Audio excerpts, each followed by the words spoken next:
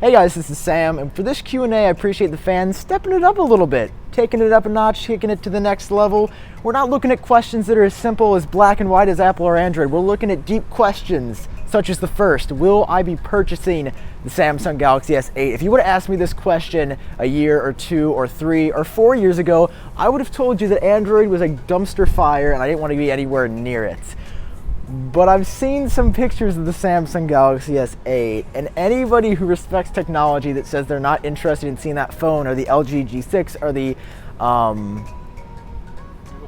insert under other Android phones here, if you're not interested in seeing those at this point, I don't know, because I didn't care for a while, and now these bezel-less phones and top-of-the-line specs and really good cameras, cough cough Google Pixel, it's incredible, and I will definitely be finding a way to get my hands on it because I'm just as interested as everybody else. All right, this next question is something I want to address.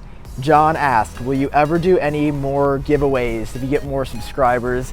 I would say that iUpdateOS has been known to not do the most giveaways. Number one, we're not that big yet, so all this giveaway stuff that you see is either sponsored by a company, which I'm totally down to do all the time, or number two, I have to actually shell out my own money, and my philosophy right now is that I'd rather put that money back into the channel than giving it away to you guys. That might sound cold, but please don't let it sound that way. A lot of this stuff I can barely afford myself. Like, the YouTube money hasn't started raining down yet. I'm still trying my best to make that happen.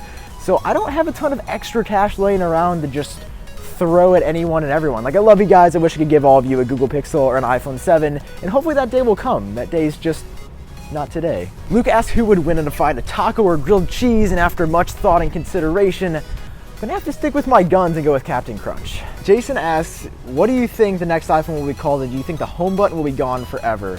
I think with bezel-less phones, the home button will inherently go away or become super small, like with the iPhone. I think it's gonna be called the iPhone Edition, and what obviously the rumors have suggested. When the home button goes away, you got this little function row. I think that's a great idea. I think it'd be cool, but I'm also a fan of having that tactile button. But I don't know, that's a good question. Let me know what you guys think it's gonna be called down below. I'm going with iPhone Edition, but I could also see iPhone 8 as well. All right, as a perfect follow-up to this, an Apple a Day asks, what's the most you're willing to pay for this special iPhone 8?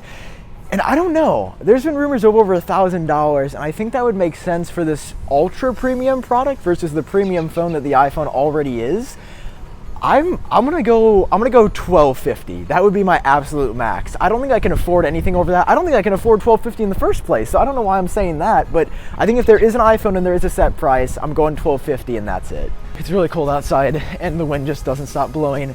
All right, Jake asks, my good friend, what do you think about the Nintendo Switch? I like video games, I really do, and I think they're fun, but for some reason, I've had no interest in the Nintendo Switch. I've seen a lot about it. I feel like it'd be one of those things that I used for a little bit, but then just stopped using after a while.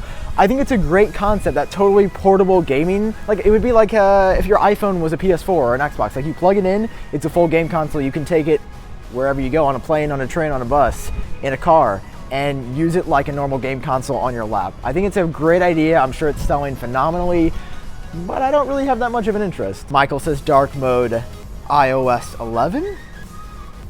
Please, Tim, if you're watching this, I would be down. I would make a video on it. I'd be down, just saying. Lauren asks, what would it take? This is a loaded question. What would it take for you to switch to Android? Are the new handsets enticing enough?